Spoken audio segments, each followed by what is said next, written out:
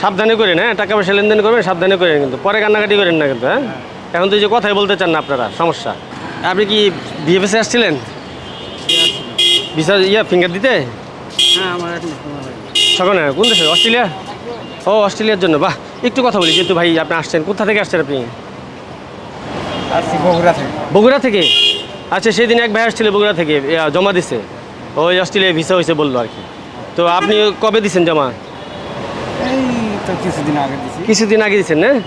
বাহ, আপনার পরিচিত কেউ গেছে এখন তো অস্ট্রেলিয়াতে আপনাদের এলাকা থেকে, কিংবা আপনার পরিচিত?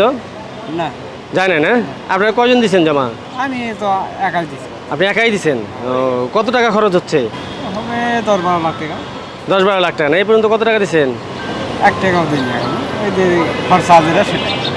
ও, তাহলে তো আপনি চালু আছেন, এখন 1 টাকাও দেন না। তো 10-12 লাখ হবে, কখন খরচ হবে 10-12 লাখ?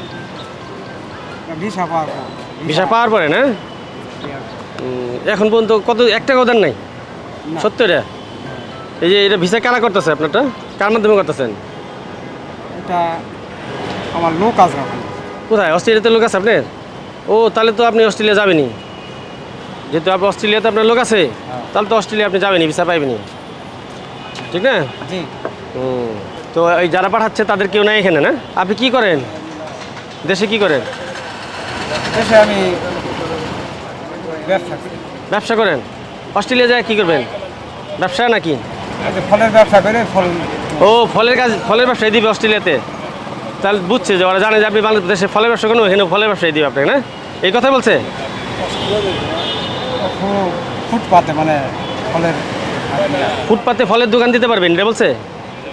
ওফ, তাহলে তো ওখানে ভালো লাইন কাট আছে। সাবধানে করেন, হ্যাঁ টাকা পয়সা লেনদেন করবেন সাবধানে করেন, কিন্তু পরে কান্নাকাটি করেন না কিন্তু। হ্যাঁ এখন তো এই যে কথাই বলতে চান না আপনারা, সমস্যা। হ্যাঁ। ঠিক আছে, শুভকামনা আপনার জন্য।